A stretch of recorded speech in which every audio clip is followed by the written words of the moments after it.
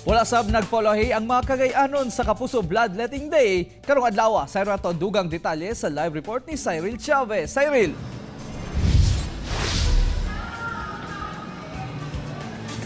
Yes, Real, subay sa nagapadayong paghatod sa tinud-aray nga serbisyo sa inyong Kapuso Network, ang GMA Cagayan de Oro Station miduyog sab sa Kapuso Bloodletting Activity dinhi sa Cagayan de Oro City. Gatosan ka mga kapusong Cagayanon ang nakigduyog sa Kapuso Bloodletting Day dinhi sa Cagayan de Oro City isip kabahin sa ilang pagtabang sa mga nanginahanglan.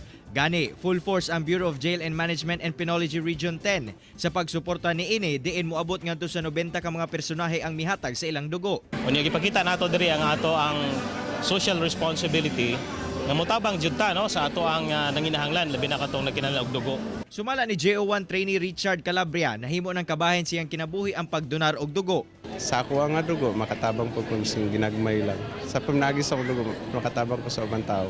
Samtang wala panumbalingan ni JO1 Jenny Ann Saraspe ang kakulba tungod unang higayon siyang nagdonar og dugo. Malipay gyapon ko sir kay kanang dili lang makahatag ka og kanang kayuhan sa uban, makahatag po ka kayon sa imuhang kaugalingon. Gikalipay sa Red Cross Cagayan de Oro City chapter ang maong katikaran. Scarcity sa atong blood. As in daily sir, naa magipasyente nga nanginahanglan og dugo.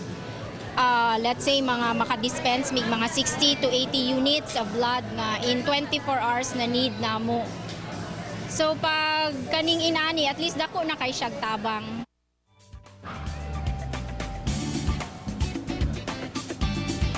Real, padayon pa atong kahimuan dinhi diin ang ato ang mga volunteers nagadawat pa og mga blood donors. Hantod alas 6 pa kita karong adlaw busa at ngadto sa atong mga kapusong Cagayanons nga buot mo donar og dugo. Posible nga moanhi dinhi sa ato ang gikahimutangan sa ato ang activity karong hapuna. Real. Okay, salamat Cyril Chavez.